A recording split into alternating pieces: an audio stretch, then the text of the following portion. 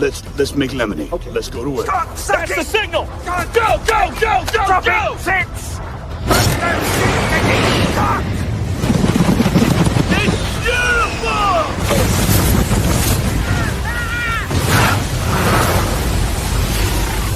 Mother Nature just pissed her pants, dude! Start your day with a jolt of energy and no-holds-barred opinions. This is The Rush, where Travis Justice and Ross Peterson bring you bold, unfiltered, and uncensored takes on sports, life, and everything in between. Buckle up and let's go.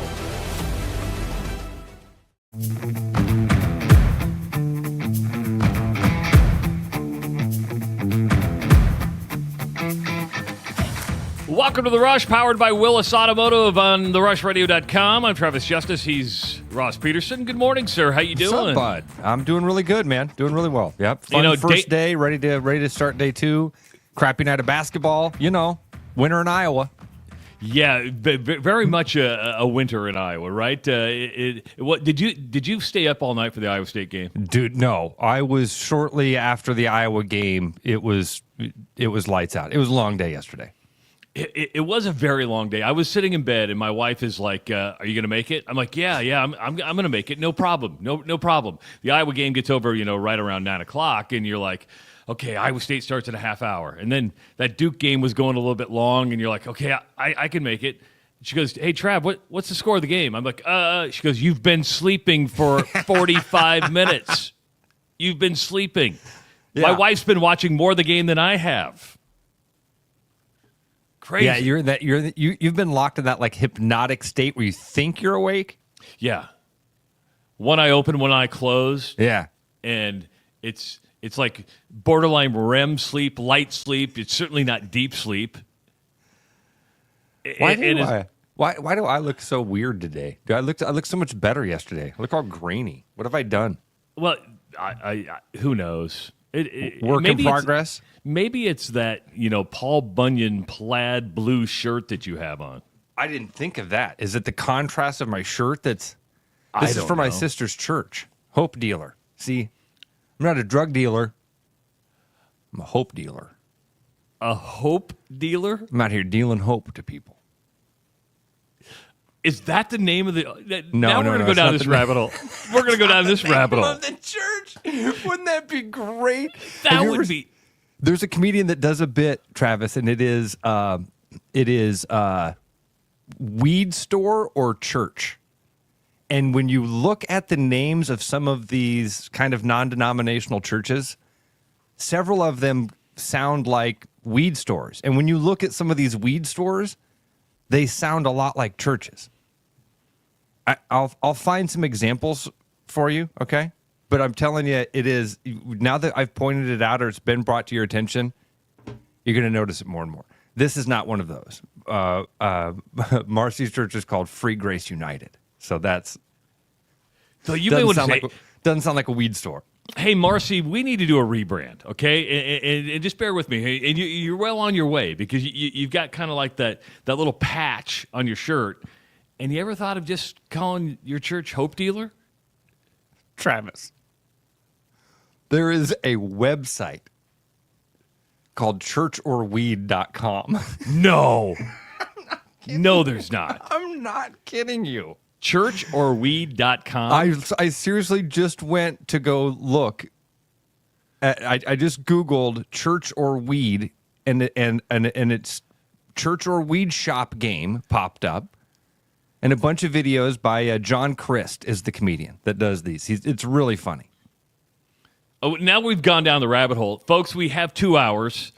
We'll get to the Iowa State game. We'll get to the Iowa game. We promise we're going to do that. But this is one of those unrehearsed moments. There's one thing that Ross and I did not talk about before this show started today. Yeah. And that was, hopeorweed.com. Or Hope Dealer, but we've started, so let's just keep rolling. Trav, here, and I found a website so we can read some of them rather than play the video. Awaken or Ascend. What are those? Is that a weed shop or is that a church you just drove by?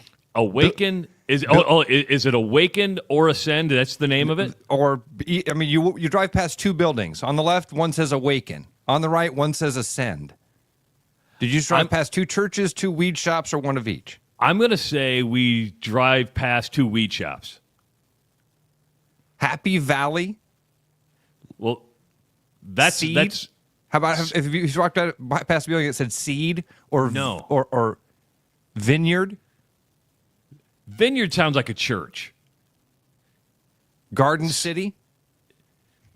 Kansas. Oh, we actually have somebody calling in on this, believe it or not. 515. Harbor House or High Rock? Wow. I'm telling you, you can do this all day. 515-517-2303 is the number to call. Let's go to Corey. Corey, weed or church? I like Weed Church. Like Weed Church. Weed church. I mean, why not both? Hey, this is your old producer, Corey. How are you guys doing this morning? Very good, sir. Corey, who knows a lot more about church than he does weed. I can promise you that, folks. That's very true. That's a true statement. How are you, buddy? The comedian you're talking about, I'm doing well. Congrats, guys, by the way. Thank you, sir. Well, the comedian that you guys are talking about is John Crist, and the dude is hilarious. Another one is Dream City. Could be a weed shop or a church. There's another one. Another one is Catalyst. Catalyst is good. Yeah. Catalyst is a good one. Yeah. If you haven't checked out John Crist stuff outside of the church or weed shop, he's got a lot of good stuff. Very funny guy. But yeah, well, I wanted to call in. I know you got other stuff, so fire away at us, Corey.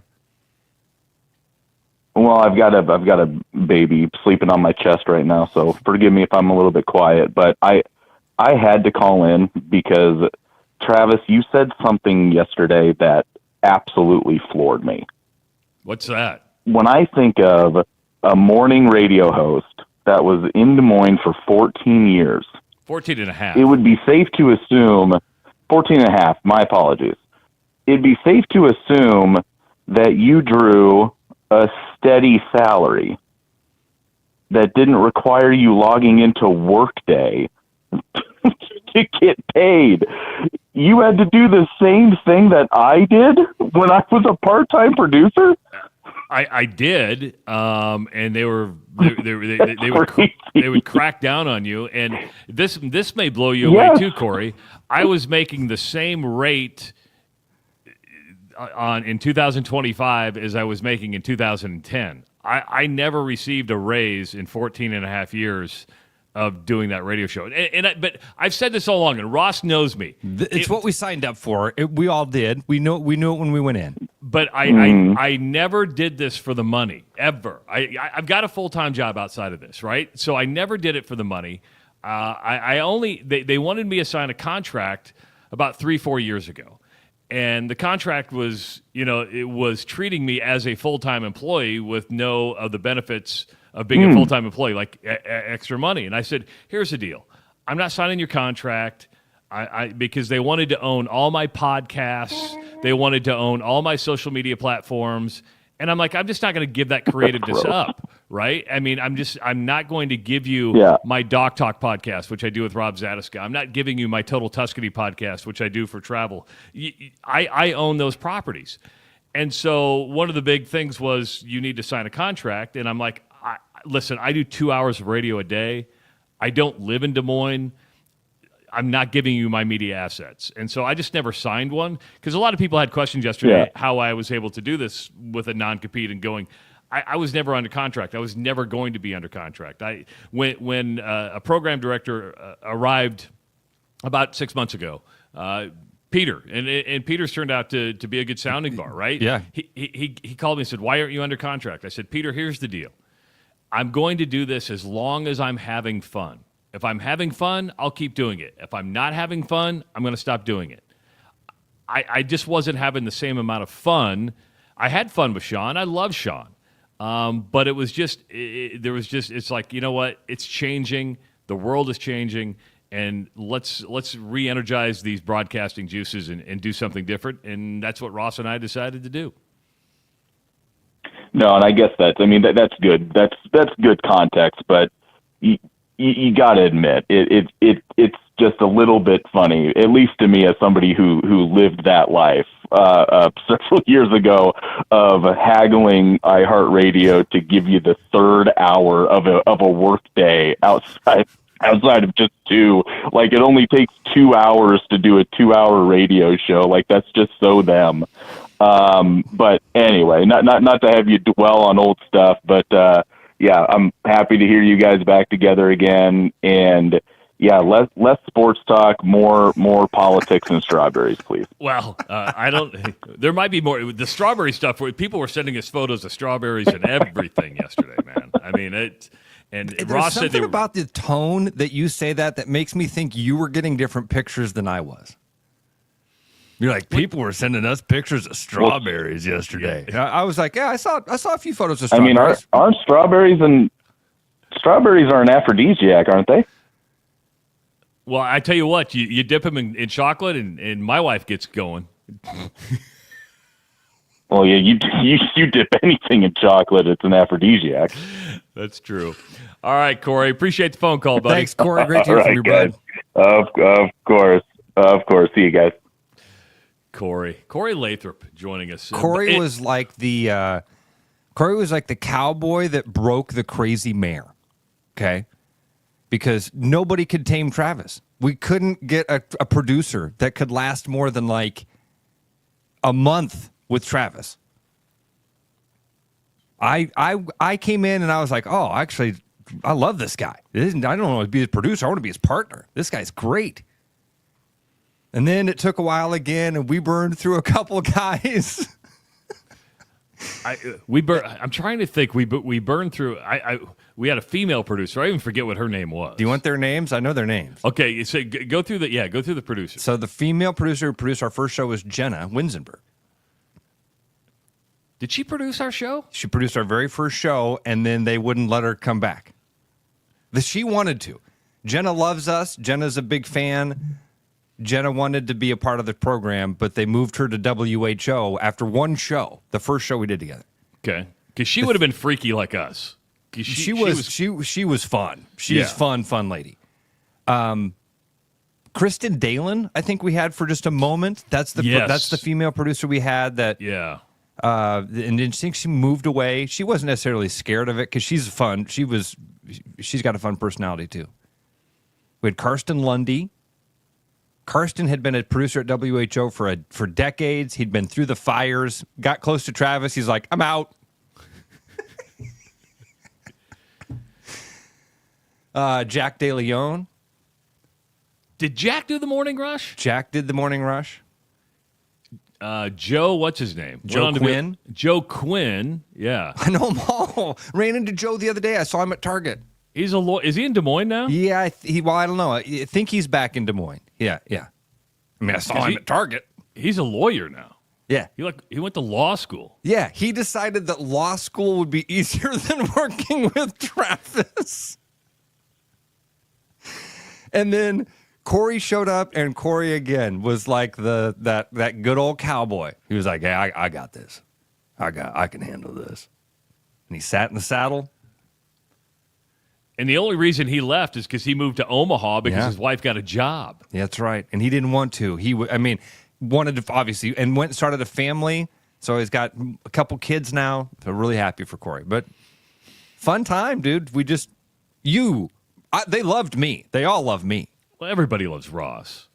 Everybody loves Ross. But man, you had a way with him. And I don't want you to sound like I was a creepy guy. Like I was doing anything inappropriate. Creepy. Travis, it's the thing that you get people out of their comfort zone. And people aren't comfortable with being out of their comfort zone. And so I think that's what it is more than anything, is that you are, takes a moment. It does take a moment. By the way, while we're talking about weed in church, here's one. Melanie says, this is a good one, Melanie. I need more than a gram of hope. And I am kind of surprised, and I'm kind of disappointed, because a lot of people are saying, and Brian brings this up, someone get Rev. I'm surprised Rev has not called this show. Oh, we'll hear from him. I mean, who knows? That's one I hadn't thought of, honestly. Been a whirlwind last couple days, but you're right. I do expect to hear from Rev at some point. This one hurts my feelings. Christian says, Travis, you're an asshole. That's the word. That's the word. I couldn't think of the word, Christian. I was like, man, what's the French? What? The French. There's a word. There's a Greek word for it. That's it. That's the one. Christian just nailed it. 515-517-2303. So I do need to go over the phone calls today because they're a little bit different. Yesterday, because I needed somebody to support me and actually get this thing on the air for us, Owen was our call screener yesterday. Owen was nice enough to stick around, be a call screener. He was able to answer the phones, talk to people. We don't have that luxury today. So unlike the old radio show where you would call and you get a call screener, what we have now is when you call in, there will be an automatic call screener. It's going to be very untraditional, something you're just going to have to get through. It's going to ask you your name and maybe what you want to talk about. So, and then AI is going to take that information and then put it in a call screener. So you'll call and say, hey, thanks for calling The Rush. And they'll ask you what your name is and what you want to talk about, and then it goes up in the call screener. So just be aware you're not going to talk to a human when you call into The Rush. We're like fully animated. We're like this. We're the new wave and new age of media here. I have two computers sitting on top of Anderson Erickson milk crates. We're putting this thing together. Did you go down to Anderson Erickson and say, hey... Am I allowed to have these? Should I not have said that? I mean, I have cartons I bought from Target when I saw Joe Quinn. You know how... and it's something you got to ask because sometimes you'll go like by a manufacturing plant and they'll have pallets out there. Like, hey, if somebody wants to take the pallets, come and take them just because we want to get rid of them. Does Anderson Erickson take like the old crates and say, "Hey, we're not going to use these anymore. Just come and get the crates"? Travis, and I'm not pitching for a sponsorship here. I love Anderson Erickson. They keep that campus really clean. So there's never any. I've never in my 46 years of driving past that plant, I've never seen anything like that. Very clean, which is good, right? Yeah, absolutely. Let's get to the Iowa State game last night because Arizona took the Cyclones out in overtime, 86-75. I think it was the Arizona coach that said it was great theater. And full disclosure, Ross and I didn't watch the entire game because it went really, really late. And then a game that starts at 9:30 and goes to overtime is really, really past our bedtime. But regulation ended with a buzzer beater as Caleb Love, who was 1 for 10, Ross. He was 1 for 10 on 3-point shots at that point in the game, gets a rebound, and they had 2.2 seconds to go. Heaves a shot past half court, and that's drama we love in sports. Even though it's against your team, that's drama that makes sports so appealing. That's drama that's like, oh, this is why we love this game. That's why you get a quote like that from that coach, because that's exactly what it is, man. That's the theater that we all sign up for, right? When you watch a game and it's coming down to the wire. And again, if you're an Iowa State fan, it has this sour taste to it because of the way it all turned out. But man, as a sports fan, that's the type of stuff that you hope for when you go to a game or when you start to watch a game or you flip a game on and your buddies. That's the type of game, Travis, that tech circles around the country were saying, "Hey, flip on this game, guys. We're gonna see it. We're gonna get a dynamic end." Overtime obviously got a little bit, goes a little bit one-sided. In the second half, or in the first half, rather, because Iowa State was up, and Arizona gave up, or the Cyclones gave up 16 in a stretch, and that was their longest stretch of that was the biggest. I think it was a 16-0 run. That was the longest stretch they've given up all season long. That's very, very un-TJ Otzelberger ball like. How TJ's teams usually don't do that is what I'm trying to say. Yeah, and again, you're in a hostile environment. It was a whiteout last night at Arizona. You're right; they don't do that. But what they do is exactly what they did. And that is, you're in it at the end. Mm-hmm. So they end up just being down 4 at half. They're in it at the end. And let's be honest, when they hit that free throw to go up, they were up, 3, and you're thinking with 2.2 seconds left, this game's over. You're not going to go the distance of the court. It took a half-court shot. That's I'm not going to say it's 1 in a million, but the odds of that going in consistently with somebody playing defense against you, the odds aren't good on that. First of all, you said doo-doo. But second of all, you have to also compound this with the fact that you've been on the road now for a week. Yes. That this is your not just second road game in a row, which can be something. You have been on the road for a week. And it took an overtime matchup against a really good basketball. Is Arizona a really good basketball team? Yeah, because they only have one loss in the Big 12. And have a win over a top 5 team. Arizona's a really good basketball team. Arizona's first win against a top 5 team as an unranked team since 1979. You have to go back to 1979 when Arizona played a UCLA team that was in the top 5, and they were not ranked. And Lute would have been the coach of Iowa then. Yeah, Lute was at Iowa then. Then he went in like 83, 82, 83? Was it 82? I'm trying to remember. You know better than me because as we covered yesterday, you are significantly older than me. That's a very good point. All I remember, because I don't think Lute Olson ever coached a game at Carver Hawkeye, if I remember correctly. And if there are Hawkeye fans out there, remind me of that. But I think he left before Carver Hawkeye was supposed to get built. What I remember about Lute Olson is that they came to Abraham Lincoln High School in Council Bluffs on like a fall or spring tour. So they would travel around the state. Remember how the Iowa football team would go to Valley for spring practice? Well, they'd go around the state to these high schools to do scrimmages. Lute Olson was there, Greg Stokes, Michael Payne, Steve Carfino. You know, that's where my fandom for Hawkeye basketball Steve started. Carfino was probably my first favorite Hawkeye basketball player. I don't know why. Because it's Carfino. Is that what it was? It was the name. It was the name Carfino. It was fun to say. Yes. 515-517-2303. Let's go to Eric in New Sharon. Not Derek in New Sharon, Eric in New Sharon. I think. No, that's Derek. The AI didn't get the D. Sorry, Derek. The AI did not. It said you were Eric, not Derek. I totally understand that. Boy, I woke up last night for the last 3 minutes of that game feeling pretty good. Then all of a sudden, Chuck Norris kicks me right in the stones.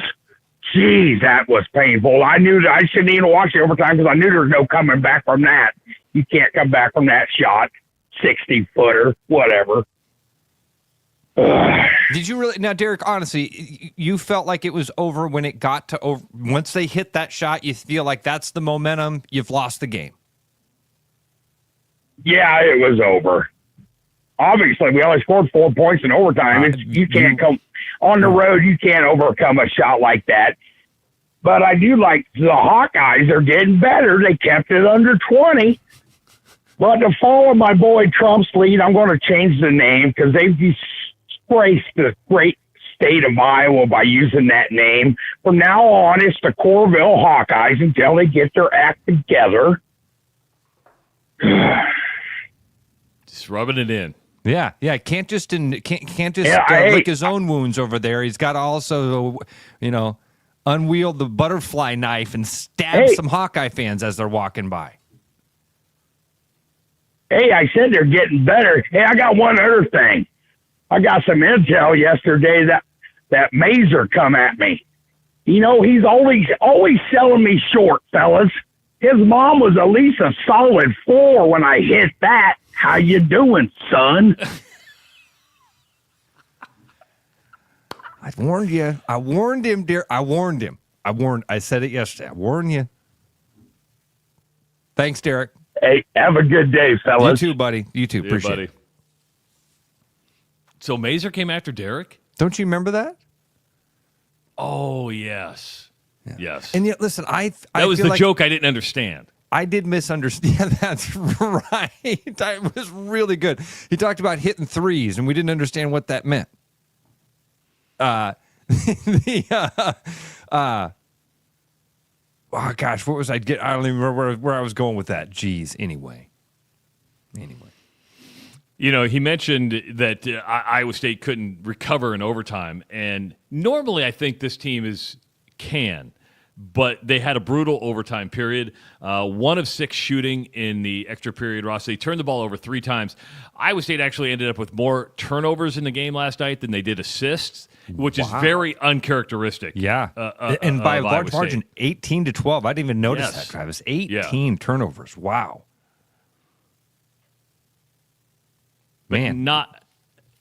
But not is all lost, right? I mean, this team is going to be fine. And just the fact that you're on the road and you're in that game late, which they've been in, when they're in hostile environments, this is the first time they haven't found a way to win that. Well, I should say the Auburn game was one, but you use Texas Tech as an example. Mm-hmm. Just being in those games late, this team is still built for a long March run. I'm with you, Travis. First of all, yesterday, I think it was even Derek or one of our Iowa State fan friends called in and said, if we go 500 down there, if we split in the Arizona games, I'm happy with that. Great perspective going into this. It's college basketball. Having 4 or 5 losses at the end of the season is not going to exclude you from a top seed, especially this year. So it's not. You're right. It sucks to lose that game, but man, when everything unfolds and you realize that game only went to overtime because of a miraculous shot, you ran out of gas, not just because of that 4 quarters or 2 halves of basketball, 4 quarters, what it should be. Because of that 2 halves of basketball, you ran out of gas because you've been on the road for a week. Not too bad. Not to make excuses, but not too bad. Of course, Iowa State's going to come home, play Kansas State this weekend, and then go to Kansas. Both winnable games. Kansas has been beatable at home this year. It's been beat a couple times at home. Kansas State should be a win at home. So just rebound and come back and get a victory.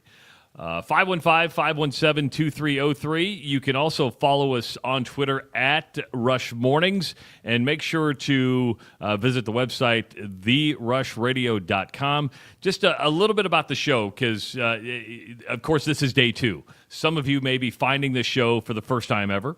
Some of you may be coming over from we're changing your habits, right? It's gone from terrestrial radio to internet radio. But if you go to therushradio.com at any time during the day and click the listen live link, this show loops 24/7. So we're live from 6 to 8. After that, the show is just in a continuous loop. So you can listen to it at any time. Same on YouTube, and you can find us on YouTube. A lot of people, because they want their shows downloaded, we are on the 3 major podcast networks now. So you can find us on Apple Podcast, you can find us on Spotify, and you can find us on the iHeartRadio app. It's that simple. That simple, right, Ross? It's very easy. I mean, we tested almost all of those platforms yesterday to make sure. I got a little bit worried because one of them, I got a text message from my buddy John. He was like, hey, man, this one platform is saying that I can't listen to your podcast in America.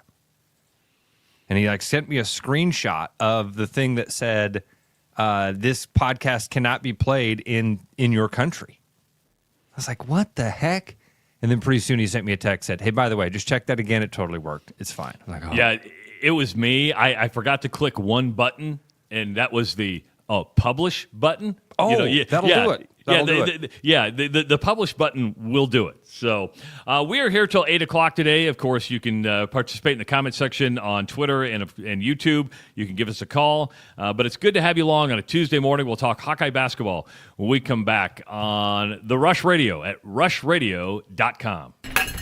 Hey, Brian, I'm thinking about wooden nickels. What? What the heck's a wooden nickel worth? Free ice, free lime, any number of things. Collect 10 or more and you can save money off your next purchase. How do you get these wooden nickels? We're going to give them away with a purchase, kind of like a reward program. Why not a reward card? No, it's got to be a wooden nickel. Why a wooden nickel? Because I already bought 10,000 of them. What? You figure it out. By the way, I also got 10,000 more on back order. It's going to be huge. Central City Liquors, home of the 10% cash coupon. And wooden nickels. Nickel, you gave me a great idea. What happens when your passion for beer meets the people who make it? It's El Bait Shop. Our relationships with breweries help us find the best beers, and is also why you'll find them here first. Over 260 beers on tap, 100 more in cans and bottles. Know what you want, but not by name? El Bait Shop's knowledgeable staff will find the beer you're craving. Do you want the very best American craft beer available as much as we do? There is only one place to find it. El Bait Shop, 200 Southwest 2nd Street, downtown Des Moines. You're listening to The Rush. Oh, yeah. Two guys, two cities, and absolutely no filter. Willis Auto keeps the wheels turning, even if we can't. When the wheels fall off, call Willis Auto. And I forgot to bring up the music underneath that. That's I forgot to. Is that Owen? What's that? This? That music? No. Okay. It's canned royalty-free music. So, a listener yesterday wrote to me and said, "What about reaching out to local artists and like featuring local music on here? Is that something we can do?" We'd have to probably get them to sign something that, if they have an album out and they've like put it in like the stratosphere for payment. You'd probably have to get a release. And most people have their stuff on Apple Music, don't they? Yes, and you make money from that. So then it's licensed. I want to be safe than sorry. Rather be safe than sorry. Look at the new leaf Travis Justice is turning over. Look at this. Better safe than sorry. My goodness. 515-517-2303. Let's go to Moose. Moose, welcome to the Rush Radio. What's going on? Congratulations, guys. I'm so glad you're both back together again. My mornings are fixed, but, I got a couple questions. Okay. Do we still have to refer to the poll that is shall not be named, or can you actually say it now? Okay, so it is I'm gonna keep you on just stay right there, because I got something asked to me yesterday about can we get a full explanation of what happened. So on the old show, we were given a directive by corporate not to say the words AP or Associated Press, because corporate was not an Associated Press station or entity to where they were. This is inside information, but Ross has worked in a newsroom. We used to have AP would provide you with news, and you paid for that service. Sure. Okay, well, they stopped paying for AP because they have their own newsroom. It doesn't. They interpreted that as we could not use the words Associated Press. The Associated Press poll is the most widely used poll and used in reference by every talk show, every news organization. It doesn't matter. It's the Associated Press top 25 college basketball poll. You're giving attribution to where that poll came out. I fired off an email and said, "This is the dumbest thing I've ever heard in my life." I go, which, by the way, that's not very Travis. Although he does this on the radio, corporate-wise, Travis was very good and very. I mean, you always played that game very well, Travis. You usually didn't fire off the nasty emails, but this one was you decided you were doing it. It was so worth it because I'm like, we've lost our minds here. We're overthinking it. What they're saying is you can't take AP News and use it as your own. You didn't have to, when you were an AP station, you didn't have to give attribution to the AP. You were an AP station, so it was news. Here, we just overthought this thing. And the directive was use the coaches poll, don't mention the Associated Press ever. And the email back to me was, we're the largest media company in the world. We can't afford to get sued. And I'm like, okay, if you're worried about getting sued for a talk show that says, hey, the Associated Press top 25 is out, Iowa State's number 3, you've got serious money problems. If you're that worried about getting sued over a talk show saying Associated Press, when you're giving attribution to who's releasing the poll, we've lost our minds. So there you go, Moose. And yes, I completely agree. I completely agree. Now, the other thing is, which topic you brought up earlier, I tried accessing you through that corporate website, and yes, it says I was not living in the appropriate country. I thought Texas was our own appropriate country, but that's beside the point. So I do get you guys over X rather than going through that other device application, because that's what. We wouldn't be Moose. Be clear, we wouldn't be live. Only place we're going to be live is on YouTube and X. Well, and therushradio.com. We're streaming. Right, I'm sorry. Yes. And actually, the cleanest feed, probably that sounds the best because it's not going through other servers and stuff, is therushradio.com. And when the app comes out, crossing our fingers, that's going to be the place. But we'll always be on YouTube. All right. So you're down in Texas, right? You guys are the greatest. Yep. All right. Thanks for following us, man. Appreciate it. Moose. And it's finally not too cold. What's too cold in Texas? All right. Have a great day, guys. Well, it's like in the 50s this morning. It's been in the 20s. I know it's not Iowa and Nebraska, but Bye, Moose. Have a great day. Ross just backs away from the mic. Says, it's freezing, man. Got found at 50. I mean, there's a reason That's Ross reason sleeps in his Texas. flannel. Yeah, I don't sleep in my flannel. Just sleeps in the flannel. I sleep under 2 wool blankets. I don't sleep in my flannel. Do visit the website, therushradio.com. You'll be able to see a little bit about Ross and myself and see who actually is supporting the show. We want to thank High Life Lounge. We want to thank El Bait Shop. We want to thank Fong's. We want to thank Central City Liquors. And, of course, today's show powered by Willis Automotive. Iowa goes on the road last night. They were at Ohio State. 2 probably evenly matched teams. Wasn't a huge crowd at Value City Arena, and Iowa does what Iowa does. It doesn't play defense, but surprisingly had a poor offensive night, Ross. They just not a great shooting night, 57% from the free throw line. They only led 4 minutes of the game. Their biggest lead was 2. It's just I'm sitting there. It's just bad basketball. It's just bad basketball. It is that team, man. I hate to say it because I like some of the pieces. I really like some of the pieces. But I've been saying this for years about this Hawkeye basketball program. I like some of the pieces. The whole is far from where it needs to be. The sum of the parts is not there. Last night, Travis, when you're down by 20 against a team like Ohio State, you are a mid-major. That team looks like the 4th place team in the Missouri Valley. Doesn't look like a Big Ten team. And there have been a lot of games, I shouldn't say a lot, there have been several games this year that have looked like that. You were taking the words out of my mouth as you were speaking there. This looked like we know it was going to look. The passion is gone. There seems to be very little fire in this team, and I don't know. It feels like a broken record to say these things, but they're all true, and they apply every game, and they become more and more evident, and that is apathy has set in.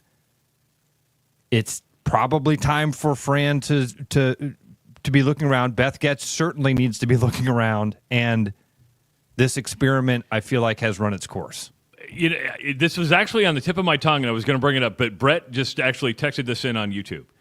People on X last night seemed like Fran is checked out, isn't showing his normal fire, when they get down or make bad plays. And I thought last night, I'm like, when is the last time we saw Fran's red face? Now, we'd always make fun of it, but now I'm like, I want to see it now. I want to see you get mad. Man, we are picking and choosing on this, right? Because Yes. I don't want to see that guy again. I don't want to see a coach that is threatening to fight an adult. It's so dumb. I don't want to see that. It's a bad. There's no animation there whatsoever. This is why I say I'm picking and choosing. You know what I want? I want the thing we hear about Kirk Ferentz. I want that thing where we hear where Kirk Ferentz is behind the scenes a fireball.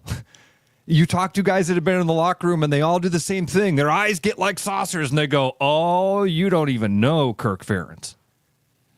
Now, so I want Fran McCaffrey to be able to channel it and be able to turn it into success on the court. And again, that's why I say this experiment has run its course. That zebra ain't changing its stripes. He is who he is. He is the coach who he is. He's been a very good coach.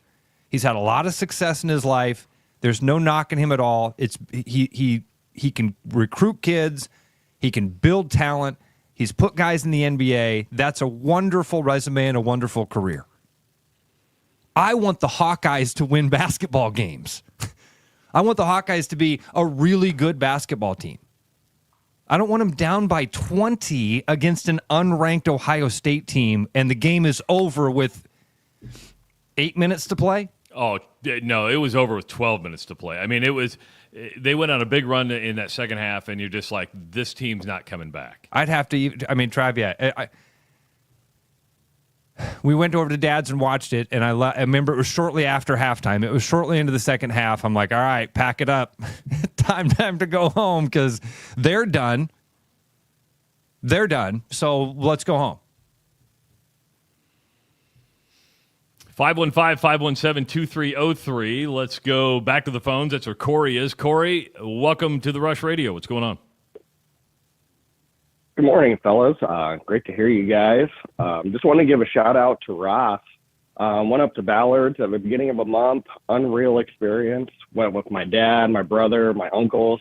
9 of us in total. Never done ice fishing a day in our life, any of us. It was awesome. That is awesome to hear, man. Thank you so much for calling in and telling me that. One of my favorite places on the planet. I'm not sure if you're watching or not, but I actually keep a photo of Ballard's of Lake of the Woods behind me here, man. It is, wonderful, wonderful spot and just terrific people. So I'm glad you had fun up there. And I think they're actually listening today. I think Gary is. I know he was listening yesterday. Oh, sweet. So. I told him I was from Des Moines. We're like, oh, you listen to Ross? I'm like, absolutely. So that's you're awesome. There, man. Thank you so much for passing that along. Anytime somebody mentions Ballard's, it lights me up. Yeah, you bet. Thank you. Thank Corey. Appreciate it. You know what's crazy? I've known Ross for 14 and a half years now. We've done a lot of radio together. We've been through a lot of experiences, a lot of big games. There's only one thing that comes up on a regular basis with Ross and listeners. And we talk about, people never will remember the way you broke down a game or talked about the X's and O's. They always remember the experience or the way you made them feel. And you have this thing with Ballard's, Ross, that is impressive to me because everybody talks to you about Ballard's. I think you've talked more people into going to Ballard's and experiencing that than maybe anybody I know. Well, if you're the only person I know who's done it. You're my favorite daughter. You're my favorite because you're my only one. Well, thank you. And again, you can see it, I think, on my face, man. I love that place. I love thinking about it. I love talking about it. I've got my group of friends that go to the island with me. A group of guys. We have people that are listening to this. Trav, Corey's a great example. We have people listening to this that I met on those trips, have become friends with. It's a special place. So back to Iowa basketball. They were on the bubble. Last week they were the first 4 in. Last night they're like on the first 4 out. And I wish I could say they're on that bubble now. If you were to have to place a future bet right now, Iowa make the NCAA tournament. Are you in or out? Can we have a long conversation about this? We have 2 hours, man. Okay. All right.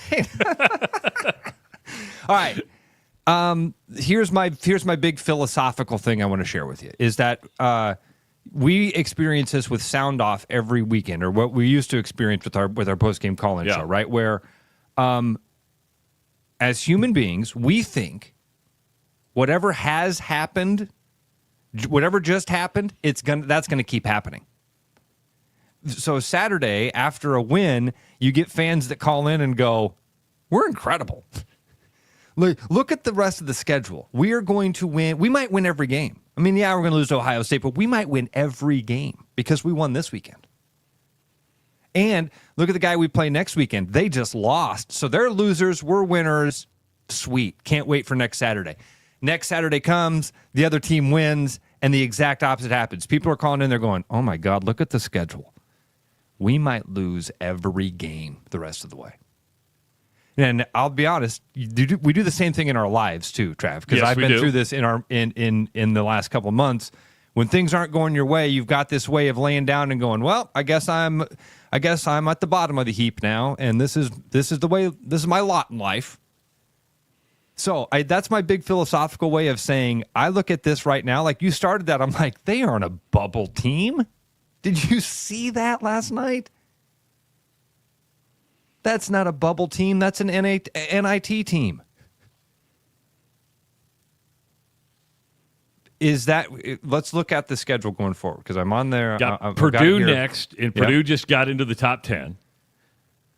Then you got Wisconsin, and these both home games. You have Purdue and Wisconsin, two top 25 teams. Again, I'm stuck in that church of now of dude. There's no way. This team that lost to Minnesota, this team that gets blown out against Ohio State, no. Can they win both of those games, Trav? Well, they can. The Tuesday night game against Purdue is going to be interesting. It's a 6:00 game, and you have a top 10 team in town. Do they draw more than 8,000 people? Because that's where the apathy has set in. I think they get a decent crowd for Wisconsin on Saturdays because the proximity of Wisconsin. I think you'll get some Badger fans. To a lot of red that night. You're right. Yeah, but you need to stay on the bubble. You're going to have to win one of those two, and then you're going to have to go to Rutgers and Maryland and probably win both of those. And Rutgers has been down. Maryland's not very good. But you're going to have to win 3 of your next 4, I think, to stay on the bubble. Trav, when you look at the schedule the rest of the way, and I'm trying to run this through that filter of I know what's going on in my head where I'm going to replay last night's game over and over as I'm going through the schedule. But here's your home games left because most of this is on the road. Number 10 Purdue, number 17 Wisconsin, number 16 Oregon. You get to host Washington, and then you host number 7 Michigan State. 5 of your 6 home games are against top 20 teams. What I hear you saying is there's opportunity. yeah, that's an optimistic way to look at it. Yeah, the glass is half full with me here. Honestly, I've always said that about with the Big 12's basketball. I've always said, hey, you look at that as opportunity. You have a lot of check mark wins, a lot of big wins available out there. That's the right way to look at it, Trav. Because again, I keep looking at it as those are all losses. Oh my gosh, they're going to be what are they right now? 13 and 8, 13 and 6, and 4 and 6 in the Big Ten, I believe. Or is Am it 13 I seeing and 8? now? Again, I don't have the best eyes. Well, I'm you seeing saw 13 me, and 8. Okay, 13. You're right. 13 and 8. Sorry, 4 and 6 in the Big Ten. 13 and 8 overall. Dude, I don't think there's like a magic number. I don't think it's like it used to be where we used to say if you can get to 20 wins, you're in. I think you have to have signature wins, right? Well, yeah, because because they were talking about Ohio State last night, and they were talking about Ohio State's NET rankings and the power ranking because they're very similar record-wise, but the resume for Ohio State is much better than what Iowa's is. Because Iowa's is backloaded. You've got all of these ranked teams. Yeah. And they all have to come to Carver. So, all right. Whew, okay, you made me feel a little bit better about it. Like you really did. I got to look at it. The silver lining is that you've got a lot of opportunity to move up. But man, I watched that team last night and go, this is a 15-win basketball team. Well, it very well could be. They're going to have to learn to play defense. But at this point in the season, I don't know if you can all of a sudden become a defensive team. It's not in your nature, right? That's not what they do. Offensively, except for last night, you're talking about a team that averages 80-some points a game. It's one of the best, if not the best, in the Big Ten offensively. But if you're not playing defense and your offense didn't show up and you shoot 54, 57% from the free throw line, you shoot 38% from the field and maybe 35% from threes, that's not going to get it done. Again, just trying to turn around my crap bus here that I'm driving around in. You had a horrible shooting night from Sanford last night. What was this? We 2 for 10. I had just had the box score up here. I'll get back to it.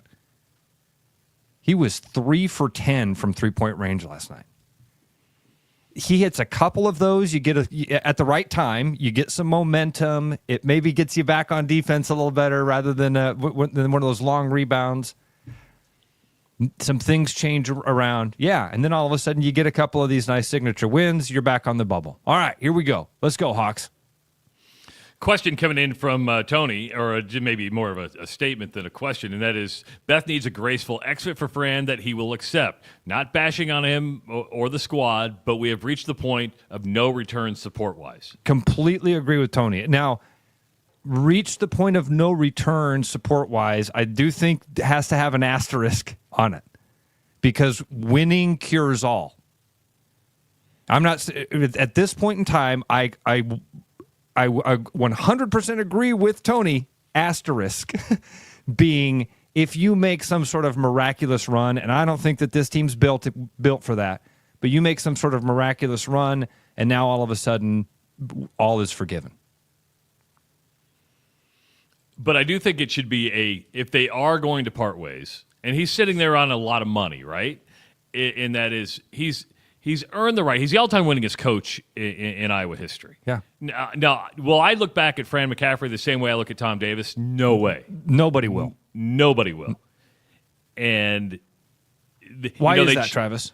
Because Tom Davis is he's like your grandpa, and he was always like your grandpa, right? I mean, he had that humility to him, the likability to him, and I think people look back at when Bob Bowlesby forced him out, but thought, hey, we're going to give the last year tour, and you watch that and you're like, this is painful. And then you replaced him with Steve Alford, who was the big hire, came from Southwest Missouri State, now Missouri State. But the way the Alford era went, that made it even worse, right? And then Alford was it Licklider after that? Yes. Yes. And that made it even worse. And then Tom Davis spends a couple years at Drake and has one of the best teams in Drake history. And honestly, I think, Travis, part of it was that contrast in personality that you went back and forth. Tom Davis, Steve Alford, Licklider, Fran. I love that word you used, likability. I think that's a really good one. The word that I've always thought of is connection. Fran never...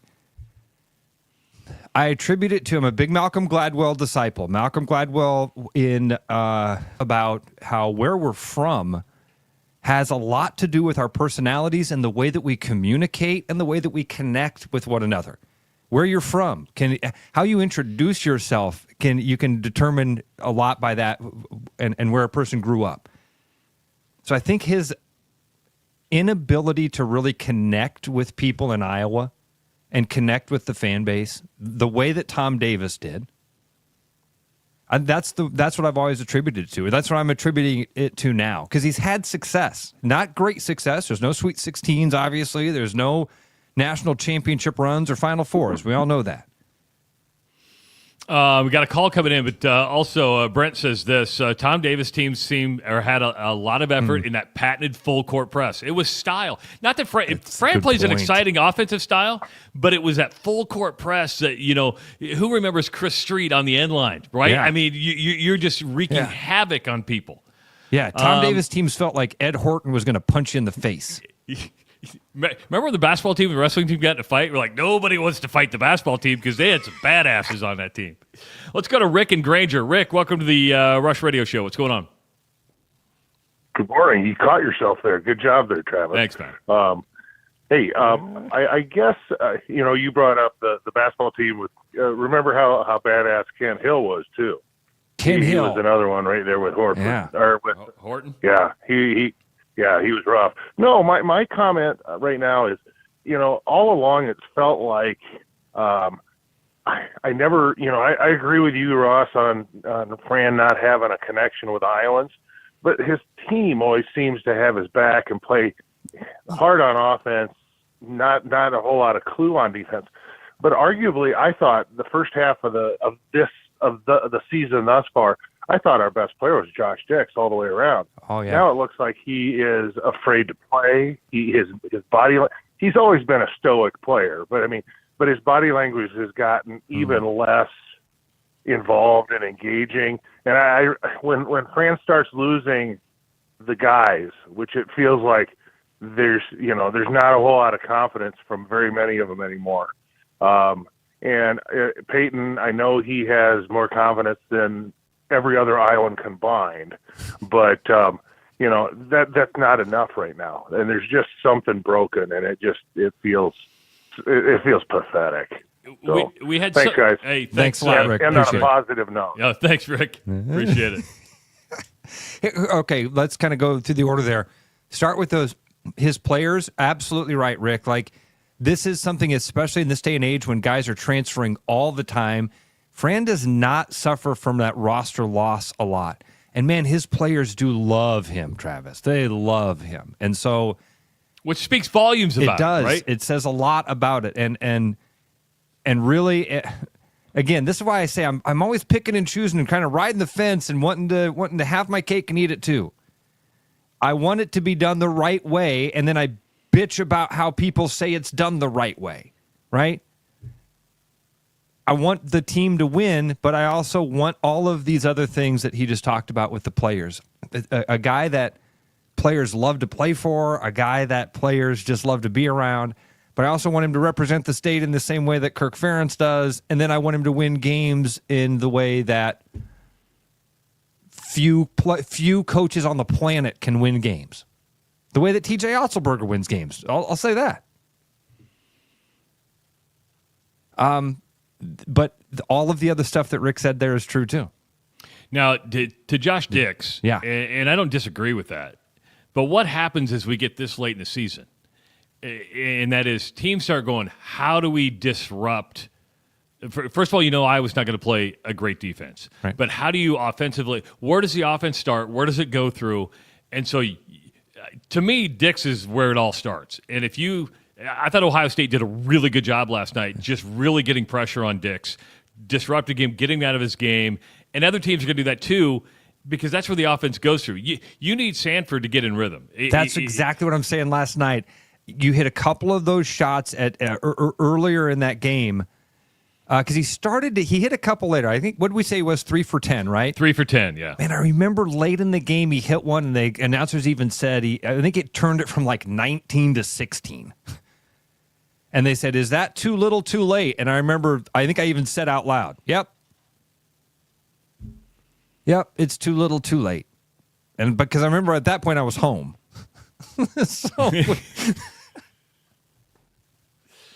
You went to what, single speed last night?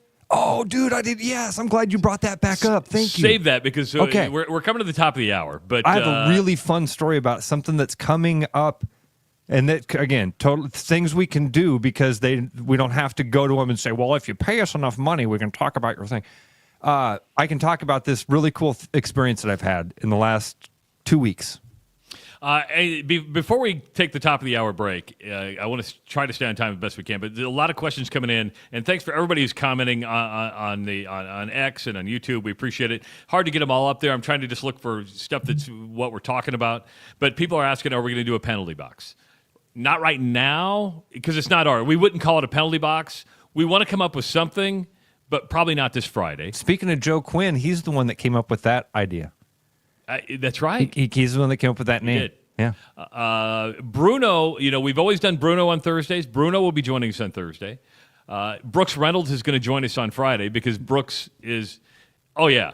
Okay, I don't want to. I'm going to text him and see if I can. I don't want to say something, but let me text him. Okay. All right. Go ahead. You do your thing. I'll see when we come back. He's the marketing guru. He's always looking for free time. So, dude, Andy Fales has Andy Fales has the best line about Brooks, and that is, if Des Moines had a homecoming king. Isn't that Brooks? Like, it would be. Man, Brooks. who's the most popular guy in Des Moines? It's Brooks. And people are wondering if we're going to have the UNI coach on Thursdays. Again, that's one of those things I can't promise or guarantee because of a relationship. That I mean, if Todd Stepsis wants to come on with us, he can. If not, we'll have Joe Woodley on. I was going to say, I think we reach out because, trust me, any of the Woodleys, they're entertainment. Yeah, absolutely. So especially unfiltered. Now that we're here, we can absolutely follow us on Twitter at Morning or Rush Mornings. Visit the website, therushradio.com. We'll take a break. Hour number 2 coming up in just a minute. Take a trip back in time to this 60s style corner tap, the High Life Lounge.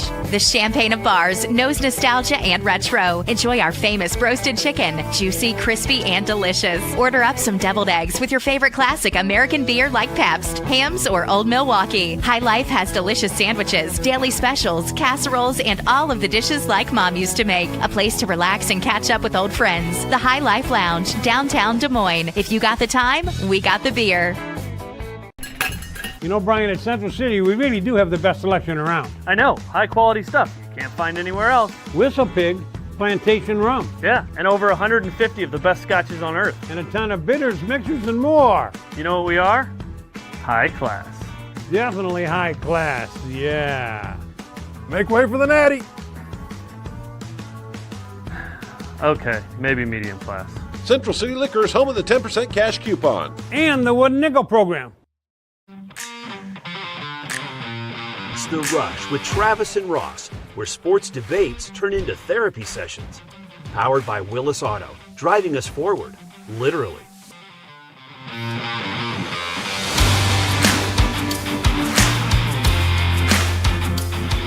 Hour number 2 of the Rush Radio Show on therushradio.com. Also finding us on YouTube and X. Good to have you along on a Tuesday morning, the 28th of January. Of course, the Rush Radio is powered by Willis Auto. Good to have Willis Auto on as our powering this radio station. We need to get Jason Willis on with us sometime, Travis. Dude, that's a fascinating guy. Speaking of like cool people in Des Moines and people who have made some really cool things happen, man. There's more happening at Willis than I could drop on you in just a moment. But like Jason is super involved with stuff. He does Coaches versus Cancer. They do the Charity Classic. Man, I had a whole list of stuff that they are involved in. They've got tons of connections. They do character count stuff, and that's like the off. That's the off industry stuff that they're doing. What they have available for their actual products is off the charts too. So I can't wait for this partnership with Willis to kind of evolve and get some of their commercials up here so we can start showing people what all the Willis folks can do. If you missed any part of hour number 1, the good news is it's going to be on replay all the time at therushradio.com. Just click the Listen Live link. You can listen to it there. You can find us on YouTube. Just search The Rush with Travis Justice and Ross Peterson on YouTube. And subscribe to our YouTube channel. If you could just do us a favor, hit that subscribe button and go ahead and put the alerts out there so you know every time we put something out. And you can find us on all the major podcast sections, iHeartRadio, Spotify, and Apple Music. Just search for The Rush with Travis Justice and Ross Peterson. And if you want to participate in the show, you can leave some stuff in the comment section, or you can give us a call at 515-517-2303. You went to single speed with Audrey last night, right? So, yeah, let me back up a little bit, all right? Because this actually starts about 2-3 weeks ago, probably 2 weeks ago. I was up at Friedrich's Coffee, and I don't often go up there like with my laptop and sit down. I normally just get my coffee and come back home if I get Friedrich's, and that's kind of I normally brew it at home. But anyway, happened to sit down and do some work, and while I'm sitting there, I noticed this little, I'll grab it so you can see it, but it's a little rook. You know what I'm talking about, a chess piece. A chess piece? And by the way, for the record, I can't play chess. I've never played chess in my entire life. I'm not good at it by any stretch, but I know what the pieces, I know what the movements of the pieces are and the overall concept of the game, but I know none of the strategies. So anyway, I saw this chess piece, and it was glued to a coaster, and the coaster said, "Take me," like written all the way around the outside of this rook was "Take me" on this coaster. I'm like, what in the heck is this? So I picked it up and looked at the bottom, and there's a QR code on the bottom. I'm like, well, this is kind of cool. So I scan the QR code, and it takes me to this game, this online game. It's like, congratulations, you have found the Rook Room. So you like found the golden ticket. You're in Willy Wonka's world. It felt like what you're. Yeah, I'm standing there, Travis. I'm literally like looking around, like if somebody. I felt like I was on candid camera or something for a moment. You know. Turns out that this is like a new place that's opening up that is a gaming store. Okay. So it has questions. It's a really fun little interactive thing to get you to this promotion for this new place that's going to open up where you can go and play games. Fast forward to last night. Audrey and I are hanging out. Eli's got wrestling practice till like 7:30. He's helping out with the little kids practice. So Audrey's looking for something fun to do. So we go to Catch Des Moines. Hit the Catch Des Moines website, things to do, family stuff, scrolling down at Single Speed Brewery, all ages, the Rook Room. I'm like, this is my thing. You're part of a secret society. That, you are like a Freemason. You've been given like the keys to something here. Dude, it is it is the old Grateful Dead song, Shakedown Street. Don't tell me this town ain't got no heart. You just got to poke around. I promise you. If you just walk around Des Moines and poke around a little bit, you're going to find out how much. And if you do it like this, it helps. Or like this. Yeah, or Trump. Yeah. You're going to piss off a lot of people doing it like this with your red hat on. Oh, you know what's funny is that my wife and Owen got mad at me last night because I put a short up because I thought what we were talking about, Trump going through Circa yesterday, was funny banter. And they're like, yeah, that, you shouldn't have done that one. It's too political. I'm like, it wasn't political. It was a funny bit about the president of the United States. If that would have been Biden, I would have done the same thing. If Joe Biden would have walked into Circa and like, hey, what's going on? I just thought, how do you clear out a casino to do that? But hey, everybody. Sorry, hey, guys. Hey, I'm not lying. Don't mean to derail. Hey. Okay, so you're at the Rook Room. Sorry. So last night we go down to Single Speed and walk in, and there is like this setup, pop-up stand, if you will, for the Rook Room, this bar that's going to open. Got to meet the two owners. Told them how impressed I was with their little marketing, guerrilla marketing thing that they had done. They said there were 200 of those around Des Moines. You are special. You are part of a secret society. Because you were smart enough to scan the QR code. I would have looked at it like, oh, this is just wants me to like buy a chessboard or something like that. Man, you're inquisitive. It's funny that you brought up the Freemasons. Okay? Seriously. Here we go. Here we go. Yesterday, or was it? It was this weekend. It was Sunday. Eli, out of the blue, we're driving, we're getting off the freeway, and all of a sudden Eli goes, Dad, are the Freemasons a cult? And I'm like, no, they're not. I said, You actually have an uncle that is a Freemason, and we have a couple of friends that are Freemasons.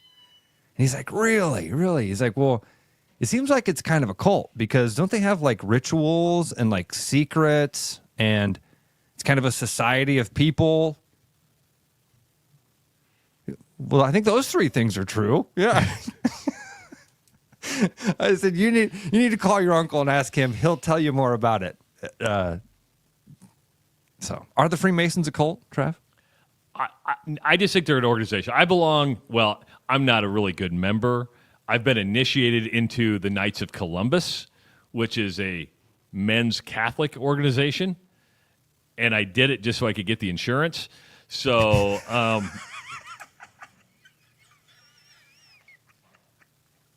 and everybody tell you that I'm like, I need a really good life policy, and I need some whole life on the kids.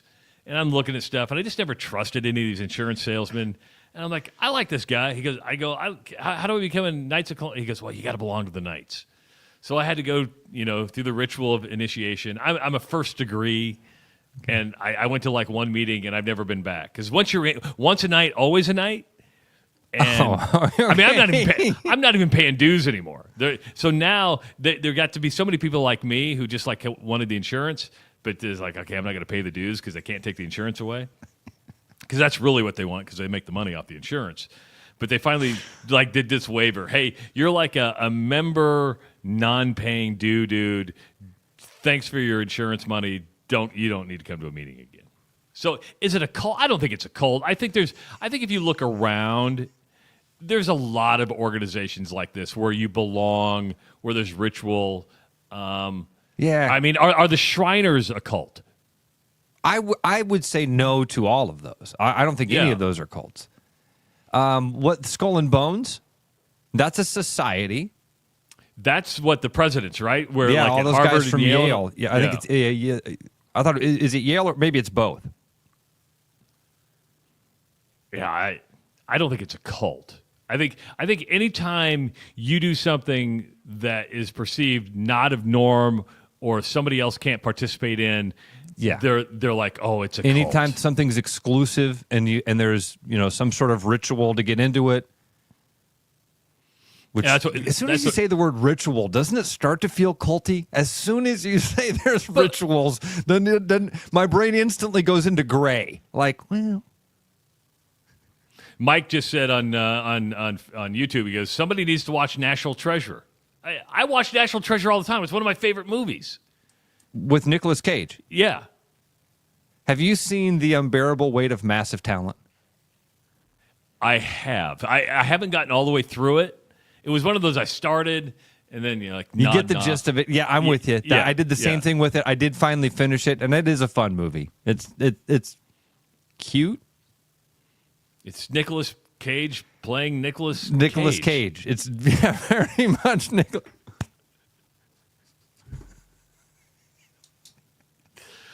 I'm glad we find ourselves funny.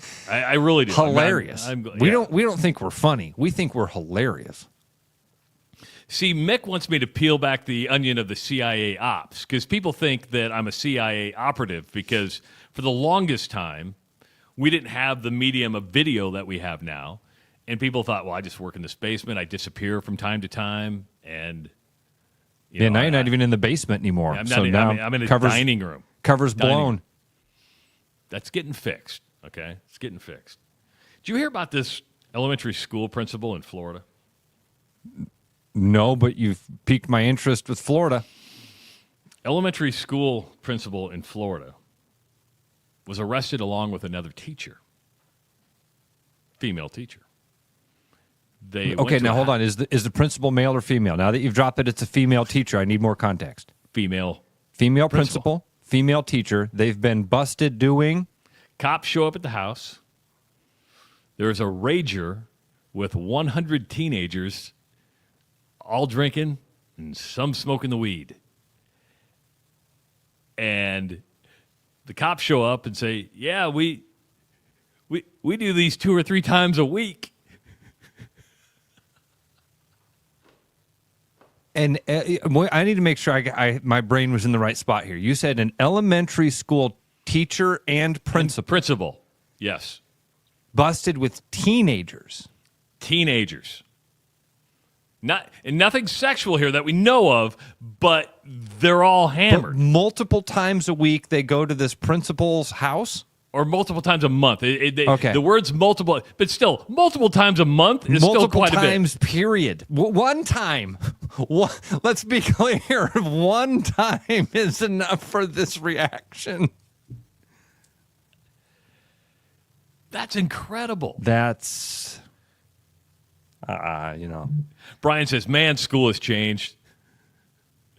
Mike says, was there an upside-down pineapple in front of the principal's door? Again, that's not being alleged. It's just you're throwing a party. But I never wanted to party with my high school teachers. Oh, you didn't? No, I didn't. I can think of a couple that we would have signed up for hanging out with for, having a beer with or running into at Big Earl's. I'm being serious. When you're, 19, 20 years old and you're running around town, you and your buddies, I can think of a couple of different coaches, teachers that it would have been amazing to run into. Okay, 19 and 20, I think you can run into them. I think when you're 15, 16. That's a good point. That's what we're talking about here. Yes. That's a good point. Yeah, in high school, I can't think of any. I mean, yeah, we had cool teachers and stuff like that, but we were doing everything we could to avoid them at those times. I guess, is that a mental illness though? When a teacher says, "Hey, I'm going to throw a party. I'm going to put a bunch of coolers out back with some bush lights. Everybody, come on over and have a good time." I mean, something's not clicking. You're right up there. That Travis, that's a mental illness in some form or fashion. I don't know exactly how to. I don't want it to be the one that diagnoses it, but you're right. There's something off there. I guess when you're a teenager, you probably think it's pretty cool. Hey, we're going over to Mrs. I forget what her name is, but let's go party. Yeah.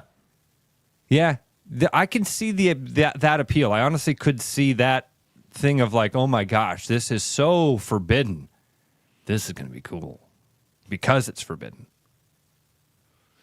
Over the years, you've been passionate, outspoken about the money that flows in college athletics. I don't know anybody who has been as passionate as you are, demanding that players get paid, which they are now, and they're making pretty darn good money in some cases. Those who should be making money are making money, right? Yep. I mean, this is not created equal. But one thing that really set you off was, and maybe rightfully so, I've always said this to money. If somebody's going to pay me, and you should never apologize for how much you make. Kirk Ferentz should have never apologized for making as much as he did when he was one of the highest paid coaches. And if Lane Kiffin makes $11 million a year, he didn't have to apologize for him. Somebody's willing to pay that. But it also shows you how much money is flowing out there. The new arms race, it seems, Ross, is not in head coaches. It is in assistant coaches. And you now have Jim Knowles, who had one of the best defenses in the country in college football at Ohio State, just won a national title, has decided to leave Ohio State and go to Penn State. So you're going to a rival. You're going to the same conference. And you go from Ohio State, where you just won a national title, to Penn State, which was in the semifinals of the college football playoff, to take the same position. Are you ready for this? A yearly salary for a defensive coordinator, $3.1 million a year. He doesn't have to apologize for it. But as we start to hear these universities say, this new $23 million thing that we've got to pay players on, we've got it, and we're going to raise ticket prices, we're going to raise parking prices because we got to pay these players now. We're so poor. We're so poor. Give us more, please. Yeah. Please, we're so poor. Don't give me this. Don't use the players as the scapegoat here, that you have to raise prices on everybody, increase your seat taxes, increase your, that's not the case. And again, not everybody is paying their coordinators $3.1 million a year. I understand that.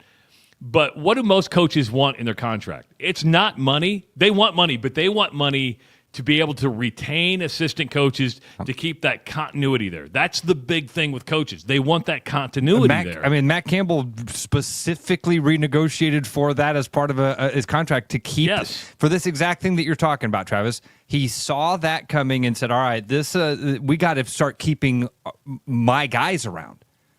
I can only do so much. I got to have a team of dudes that think like me, and they're going to cost some money to do that. Man, dude, there's so much here, right? It is I love the way you put it. It's the new arms race. This is just like it used to be when it was like, we have to build a new locker room. We have to have a brand new locker room. Well, why do you have to have a new locker room? Because Texas has one. And we're recruiting against Texas, and we're recruiting against Penn State and Ohio State, and they've got new stuff, so we got to have new stuff to do that. And oh yeah, by the way, we're a nonprofit.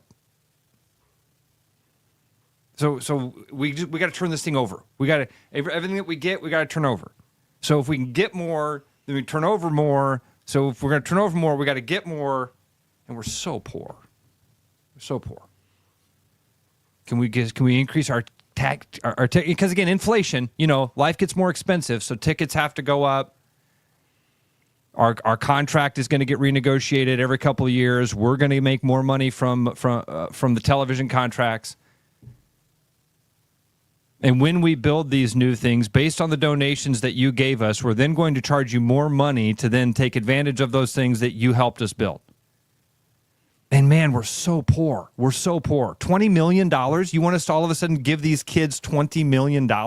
Can't do that. Don't you know about the locker rooms? Don't you know about the new complexes? Don't you know about, come on. Thought you guys wanted a place to buy beer. Now you want us to pay the players too? What the hell? When does it stop? And the whole time, the coaches are making more and more money. And by the way, no, we will ignore this thing of just bouncing from Ohio State to Penn State. But if a player were to do that, that little traitor, you know what? I'm glad he left. He wasn't built the Buckeye way. That 18-year-old punk who thought he wanted to wear my gray and red, and now he wants to go wear blue. But if it's an adult and he's making $3.1 million, we all go, man, I would have done it. That's $3 million. That's my family. And both can be true, right? I would have... Yes, absolutely. It's just such an incredible double standard that has always existed. And when you say I've been passionate about this, man, it's just been so obvious. It's been so glaringly obvious. And this is the new glaringly obvious gross thing that they're doing. We have to have $20 million to pay the players. We don't have $20 million. We're broke. We've spent it all. Can you give us more? We're so poor. I'll give Jamie Pollard credit, the Iowa State athletic director, when they announced when he announced, hey, we're coming after you for more money. He did say that part of that was because of the new contract extension for Matt Campbell and TJ. There was, the players are part of it, but at least there was transparency. That's their great word. That's what I've always admired about Jamie Pollard. Jamie Pollard's been very, very transparent. He doesn't try to hide anything from me. I don't think. Maybe I'm missing something over the last 20 plus years that Jamie's been around. Maybe he's been hiding his true identity this whole time. I feel like he's been very honest about what his mission is, what his job is. It's to raise money. And look at the position that Iowa State is in now as opposed to when he took over. You can't look at that and not say that Jamie Pollard's done a great job with it. Yeah. When I'm mocking the system here, I'm not mocking Jamie Pollard. I'm not mocking Beth Getz. I'm not picking on Kirk Ferentz and Matt Campbell and TJ Otzelberger and Fran for making a lot of money. Great on them.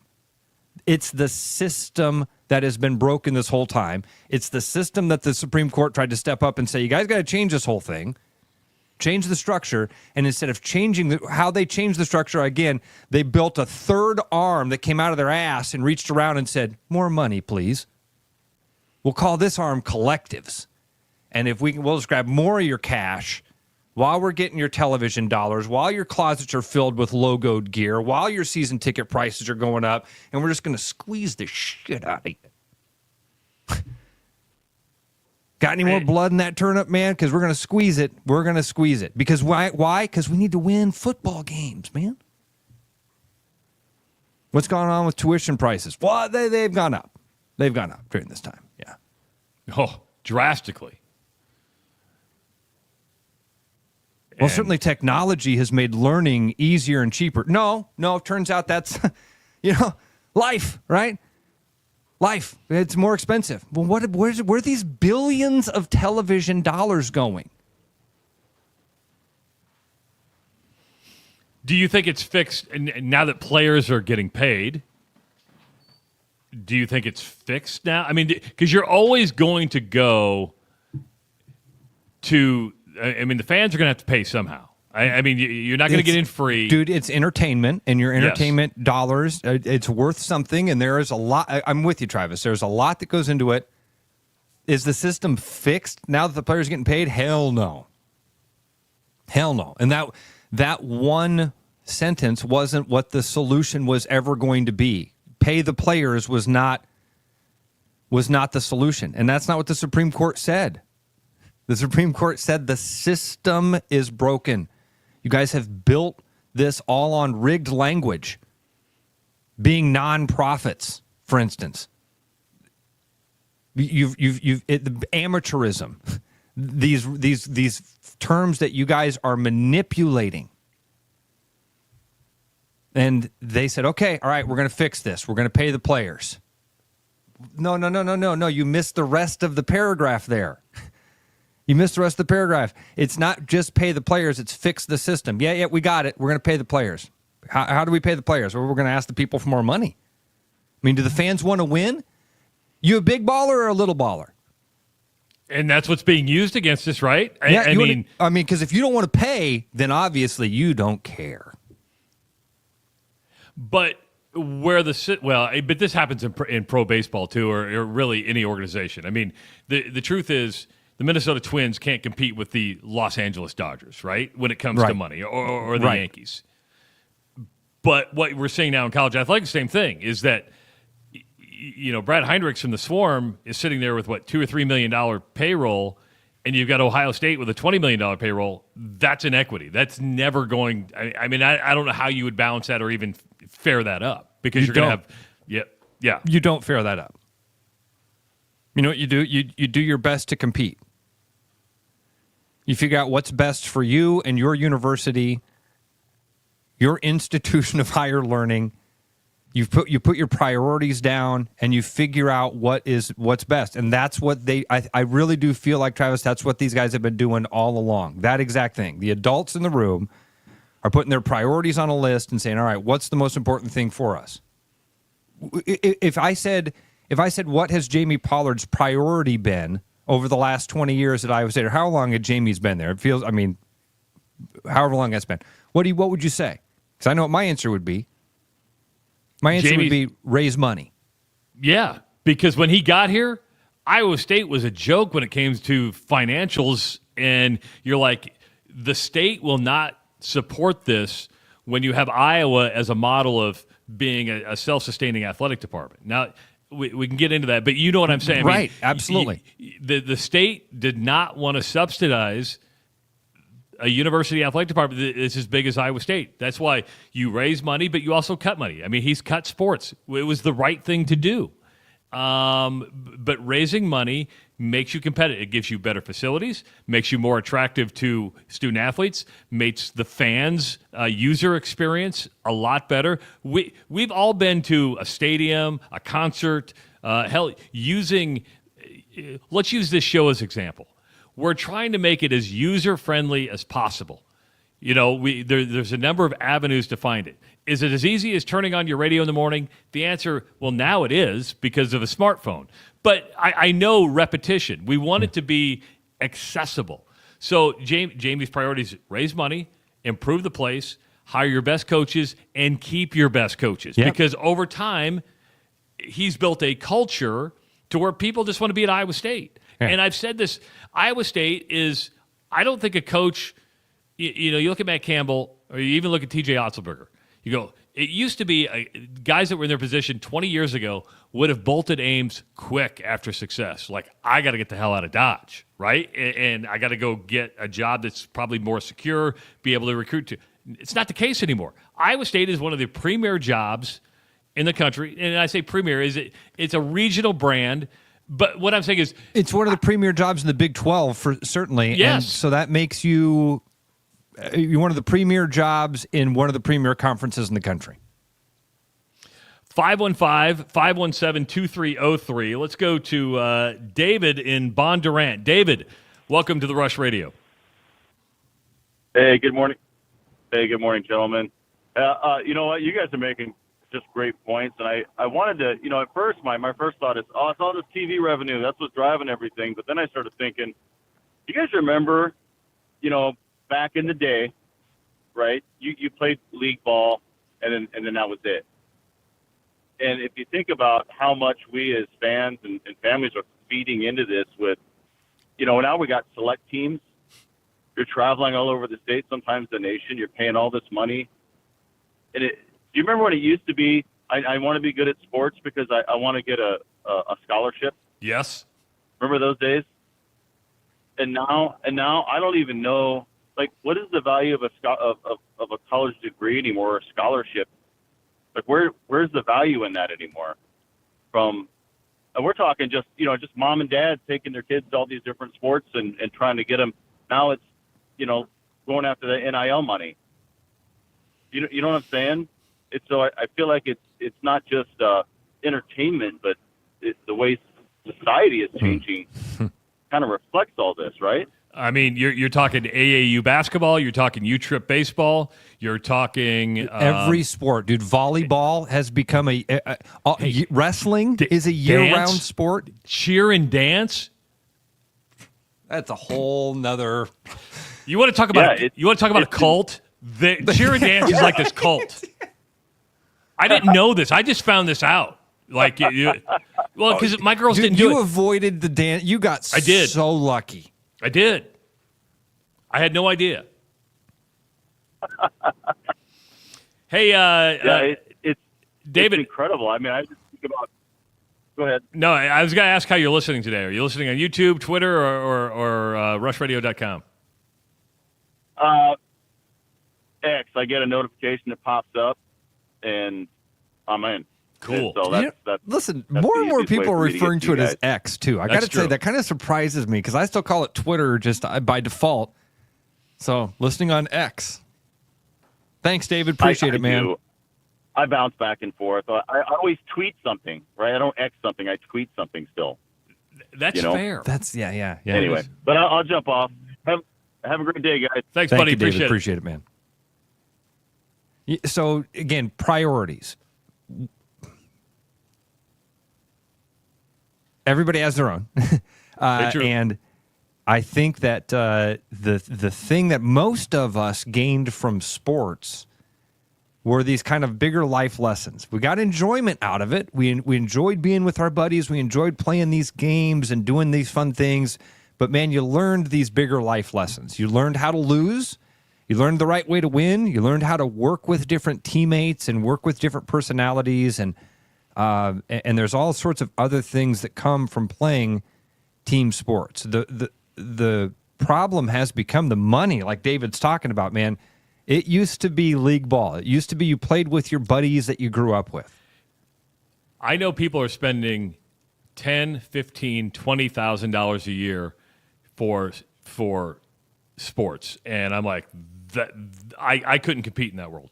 We do got to take a break. If you want to participate in the show, 515-517-2303. That's the number to call. Also, follow us on X at Rush Mornings. We'll be back in 1 minute. Hey, Brian, I'm thinking about wooden nickels. What? What the heck's a wooden nickel worth? Free ice, free lime, any number of things. Collect 10 or more and you can save money off your next purchase. How do you get these wooden nickels? We're going to give them away with a purchase, kind of like a reward program. Why not a reward card? No, it's got to be a wooden nickel. Why a wooden nickel? Because I already bought 10,000 of them. What? You figure it out. By the way, I also got 10,000 more on back order. It's going to be huge. Central City Liquors, home of the 10% cash coupon. And wooden nickels. Nickel, you gave me a great idea. What happens when your passion for beer meets the people who make it? It's El Bait Shop. Our relationships with breweries help us find the best beers, and is also why you'll find them here first. Over 260 beers on tap, 100 more in cans and bottles. Know what you want, but not by name? El Bait Shop's knowledgeable staff will find the beer you're craving. Do you want the very best American craft beer available as much as we do? There is only one place to find it. El Bait Shop, 200 Southwest 2nd Street, downtown Des Moines.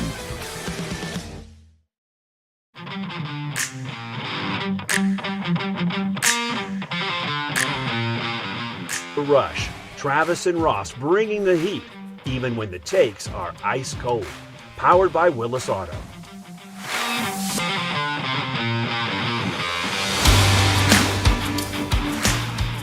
Welcome back to The Rush Radio at therushradio.com. Of course, you can follow us at all the great places on YouTube. Make sure to subscribe to our channel. Follow us on X at Rush Mornings. Yeah, Rush Mornings. And like our Facebook page. And just a quick reminder that you can listen to the show all day long. Just click that Listen Live link at therushradio.com.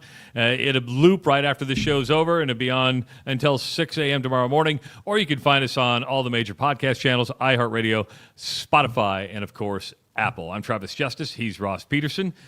We do have Justin who's waiting to get in the show at 515-517-2303. Justin, welcome to the Rush Radio. Hey, good morning, guys. Oh, my God, Central City. I absolutely love that commercial. Why can't it be a rewards card? Because, it's got to be a wooden nickel. Why? Because I got 10,000 of them. I love it. You guys, listen, I wanted to call in and just comment on the show in general. Point number one, your sound is on point, man. It sounds great today. Yesterday I watched on YouTube. Today I'm listening on YouTube, but I was getting ready for work, so I wasn't watching on YouTube. It sounds like the regular old radio show, man. We got Ross rants, and boy, I'm here for it. Good job out of you guys. Thanks, buddy. Thanks for Justin. following us over. We appreciate it. Appreciate it, bud. Yeah, we'll be listening. Talk to you guys later. Thanks, man. Appreciate it. Justin's one of those listeners that that I've gotten to know. Like, I will run into Justin from time to time. We've seen him perform. He was the lead singer of a band. I think he's still doing that. Justin is one of those examples of guys how it's been awesome to build this connection with people in the community. So, Justin, thanks for calling in. Well, you used the word community, and how many times did I say, especially when we started, that I don't want to do a radio show. I want to build a community, because you're only good as the people who listen to you. Trav, I love what your daughter said to us, and I think it was Abigail that said, we were talking about a coffee club one day, about how, man, when we get older, we would love to be a part of some sort of coffee club. You know, just a group of guys that sat around and BS'd with each other all morning. And Abigail's like, Dad, you do that. You have a coffee club. And we're lucky enough to be able to have guys like Justin who pop into the coffee shop and, hey, guys, just wanted to pop in and saw your truck, thought I'd say hi. And then he's back out the door and gone. When you, and I'm just curious because, we're new at this.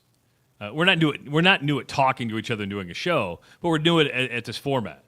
Would you, and it may change over time, like when I see a video on X, I rarely stop and just watch, maybe because it's on my phone and it's just too small, and I usually don't do that. I'll do YouTube, or I'll do like a live stream, which you have the option. Are you more of a live streamer? Are you more watch a video on X, or are you a YouTuber? Much more of a watch videos on X guy. I click a video and then start scrolling through those. But it was. I remember. It's weird. You know how weird that just was? So that comment that just came up was from my daughter. It was weird not to see Justice. I know, and that, I'll be honest, for a half second it was for me. I can only imagine that was 10 times that half second for you. Yeah.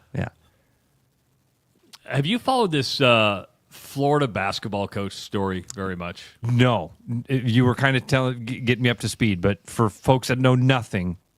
So right before Christmas, The student newspaper at the University of Florida had done a story about how Todd Golden, the head basketball coach, was being accused of sexual harassment, stalking, cyber stalking from multiple women, including students, accusations of dick pics and all stuff and stuff like that. They didn't fire him. They decided to do a Title IX investigation, right? And yesterday, the University of Florida cleared Todd Golden of any violations of Title IX, and they put out a release that said the University of Florida takes these matters seriously and works deliberately to ensure that due process is upheld for everyone.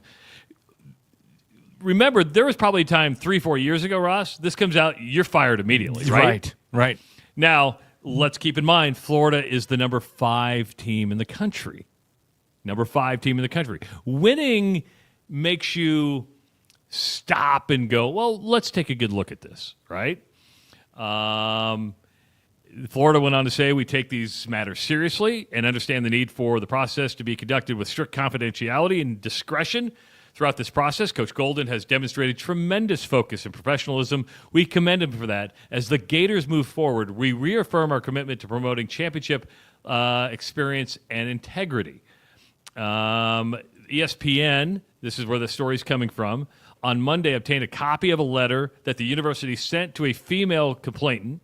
According to the letter and ESPN.com, the Title IX coordinator determined there was no evidence to indicate that sexual harassment occurred within a university program or activity.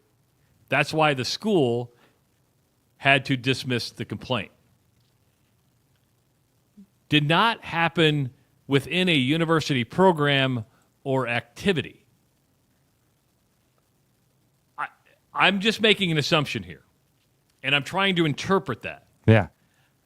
Are we Fair. saying this didn't happen, or are we saying it happened, but it didn't happen within a university program or activity? So as soon as he... That's what went through my mind. You're like, oh, are you justifying this by saying, oh, if he did it on his own time, I can't do anything about it? Yeah. Remember, we were talking about how smart Jamie Pollard is in that last little bit? Yes. Jamie Pollard, I will never forget when COVID started. Jamie had this great line, and it was, we're going to find out who's in charge of what. I was like, oh, that's really smart. And we did. And we found out exactly who got to make the call in a lot of different situations, right? Travis, the word that we're skirting around here is jurisdiction, and it's a word we're going to be having a lot of political conversations about in the very near future too. Now, we may not have those conversations, but not the world. Us. I just mean the world, this world country, when it comes to some really heavy topics. Jurisdiction is what we're talking about here. Who's in charge of what? Where does your scope of authority end? And I think that's what I heard them saying. I heard the same thing that you did. They're saying, "Hey, we control this little area right here. This is our little corner of the world, and it didn't happen. It didn't happen over here. We checked it out. We cleared it. We looked this whole area. We looked over here at our part, and it didn't happen in this area. That's all we can tell you." That's what I heard too. You're being selective at that point. Yeah, and I don't know why you would do that.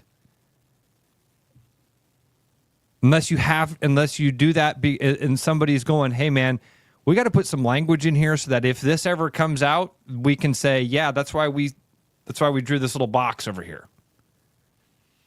Now, this is a story to keep an eye on. Was it Chris Carter years ago on ESPN? Was it somebody got me the fall guy? That was Chris Carter. Wasn't he talking to the Miami recruits? Wasn't he talking to the Miami football team? I believe so. Told him you got to have a fall guy. You got to have a fall guy. Shohei Ohtani was listening. Now, you got to keep in mind, there is another Title IX inquiry going on at the University of Florida within the men's basketball team. In a separate inquiry, this according to ESPN.com, assistant coach Torrin Green includes sexual assault allegations is ongoing. A department employee alleged that Green, a former Florida player who joined the basketball staff in 2022 following a pro career, kissed her and tried to put his hands down her pants in March of 2024. That's according to a complaint reviewed by ESPN.com. It'd be interesting to see how now the fall guy means, the assistant coach is always going to take the call for the head coach, but it'd be interesting to see how this is followed. And this is viewed. This was supposed to have taken place on campus within the program. But you have a head coach that was accused of sexual assault, stalking, and now you have an assistant coach accused of sexual assault. And Travis, am I wrong that part of we're just gonna think out loud here for a second. Don't judge me on what I'm about to say. I'm not going to judge you. Help me understand what's going through my brain. Because part of me, when you're doing that, I'm doing the age math in my head. Doing the mental gymnastics. I hope I'm not doing mental gymnastics. I'm just trying to figure out how.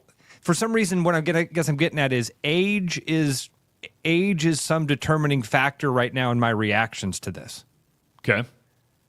An assistant coach who was a player at the university just a few years ago comes back to the program, and now he's around. I don't know, and I don't know why. Again, I'm not. I know what you're saying, but this was the head she's saying coach- it's forcible. So that's and there's issues there. That's why I'm being very careful. But yes. For the forcible part of it doesn't matter what your age is. But for some reason, the reaction to there was inappropriate contact just on the surface. My first thing was like, well, how old is each one of these people? Because so again, you're right. The forcible contact changes all of it. Doesn't matter how old anybody is. Yeah, the one who's accusing Green said, they would have text messages, and I'm just using my memory here that they would text each other back and forth. Once he got her alone in a room is when it went inappropriate. She was like, "Whoa!" So, yeah, it's an interesting story. You have two coaches that were accused. One that's been cleared. So Todd Golden and his fifth-ranked cleared Florida, in this box over here. In this box. Yeah. In this box. Or that triangle. Yeah, where it kind of moves. It does one of these. Remember the old Windows screensaver? It does that. Austin says innocent until proven guilty. You're right, Austin. You're 100%. You're absolutely right, man. And that's why that's why thinking out loud is a real problem. It can get you in real problems. Luckily, this won't exist forever. And that's why Florida said it won't exist forever. It'll exist but that's why it's going to be on the internet. Damn it. But in every ruling, right? And we were just talking about, before we went on the air, we were talking about the Duke lacrosse case and how that's one of the most egregious things maybe we've ever seen in our lifetime. And you pointed out, well, there's still people who think they're guilty. Yeah. And meaning that no matter what the ruling is, you will have somebody who thinks the exact opposite. Because it was put out there, it had to be true. And that's the danger or just of the have world we live never in. heard the clarifications or the young lady recounting her accusations. You know what I mean? A lot of things can happen where people don't know the full story. I mean, and then there's times when people just spout off without thinking about the conclusion. Start a train and don't know the destination. Well, that's always the danger of doing a talk radio show, right? Yeah. Is that you are basically have to react daily to stuff that happened a minute ago, an hour ago, less than 24 hours ago, and you just go off the assumptions or what you know or what you've heard. And when you give opinions, you give opinions. We screw up. We do. Don't sue us. Don't sue us. Don't sue us. 515-517-2303. This is therushradio.com, and it's The Rush with Travis and Ross. We're here till 8 o'clock. And I'm going to mix it up today, Ross. I'm probably going to break because our breaks are a minute at like 7:55, so we have an out. Yesterday I ended with the commercial break, so we'll probably do that commercial break at like 7:55. Then we'll I'm give good us with that, another man. 4 You know minutes. me. I'm along for the ride, buddy. Buckled up. Did you watch any of the TGL? Have you been watching this TGL? So funny you would ask that because when we went to single speed last night for that Rook Room thing, did you go for the beer or the Rook Room? I'm sorry? Did you go for beer or did you go for the Rook Room? I went for the Rook Room because I was looking for something to do with my daughter. Did I have a beer? Hey, Audrey, you want to go to a brewery? Nothing wrong with that. All ages, brother. All ages. I'm with you. When we sat down, we got there about 6:15. Tip-off wasn't till 7. First 45 minutes we sat there, that's what was on TV. Really? Yeah. It was on like the big. In fact, I think Travis, even when the game tipped off, if I remember, they even kept that on a couple of the TVs. People were watching it. Did you find yourself interested in it? No. No. Why? It's a simulator. Thank you. Now, it was Rory and Tiger last night. Yeah. So I guarantee the ratings have been good. I got to give it to them. The ratings have been good. Now, I think this is how media can influence in a way. Because Live Golf, and we've had these discussions, has some pretty darn good golfers. Right? Yeah. Great. Yeah. Some of the world's best. But they wanted to ignore Live because it didn't fit into their bucket of, you're taking Saudi Arabian money. You're destroying the PGA. We're going to ignore you. Now we're taking fake golf, and that's what it is. You're hitting into a simulator. You can go to a lot of simulators in town, and we're acting like it's getting coverage like it's the Masters. Okay, I'm exaggerating there, but you know what I'm talking about. ESPN has got money invested into this, and they want you to watch. Yeah. And people are watching. I couldn't hear it last night, Travis. And obviously, I was playing games with Audrey, so I wasn't glued to it. It was just on the big screens. Yeah. The few times I did see like Tiger or Rory, it doesn't look like they're what's the right word? It looked to me like they're taking it too serious. Is that fair? Like when Tiger was on screen, he's a golfer. This is his profession. This is his craft. He's spent his entire life doing this thing. It's not exactly like he's out on the range, but at the same time, I'm not. If I were glued to it, I wouldn't be glued to it to watch how technical he was hitting the ball at like I would be if he was at the Masters. I'd want to see Tiger's personality. Do they show their personalities? Does it look like Tiger and Rory are having fun? Is there a lot of interaction between the two of them? How do they do that? Yeah, I mean, it's supposed to be fun. It is, and Tiger had a shot clock violation last night, which they all laughed about. The problem is the interaction. In regular golf, you go from shot to shot to shot to shot, right? Here, there's downtime in between. They're mic'd up.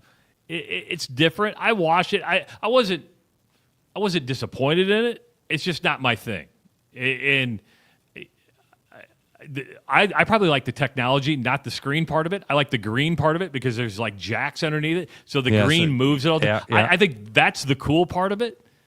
But the fact that you're getting over 1 million people to watch this, it's a success because 1 million people ain't watching. They ain't watching. That's Live. a lot of folks, man. It's a lot of folks. Yeah. Austin says TGL versus Live pulled back the veil of the ugly politics involved 100%. And there's been a lot of politics here. Kirk says TGL was so positioned well on the schedule last night, led right into the Duke game, pushed Duke to ESPNU until it was over. Again, television. That's that. How do you get 1 million people? You get it on the right channel. Well, you mentioned right channel. Let's bring up Unrivaled, the women's 3-on-3 league. Kate Martin had a great game last night for her team. She's actually doing really well in this 3-on-3 league. They're on True TV, I believe, and maybe TNT.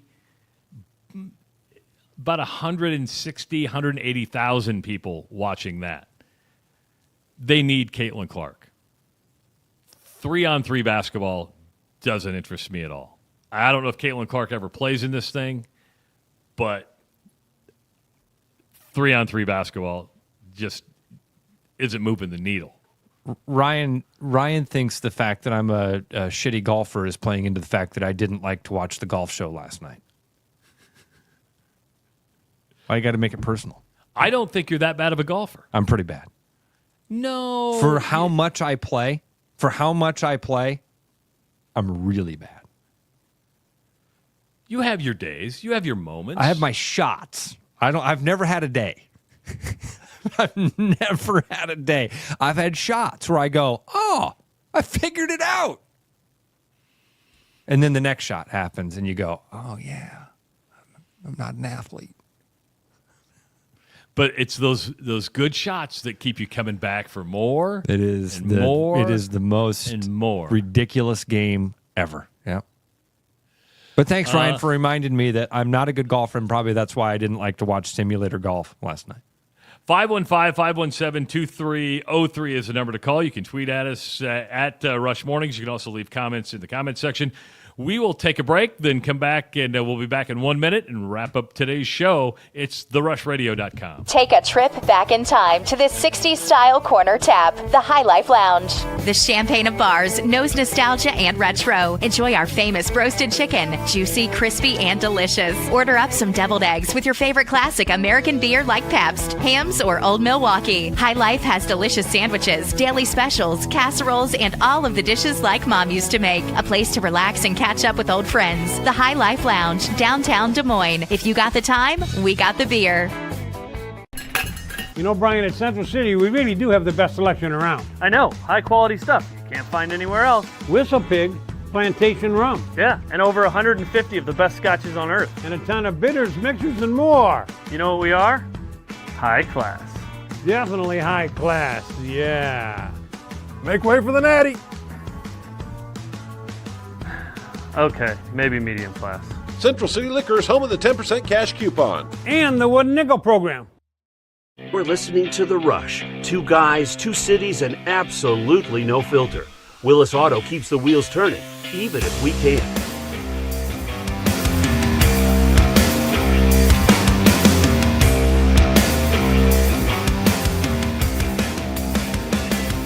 Welcome back to TheRushRadio.com. I'm Travis Justice. I think Ross is there.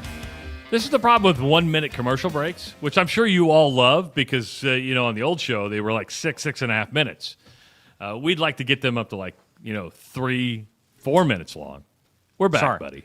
No, that's fine. That's fine. Everything okay? Oh, and you even have your earbuds in. That's good.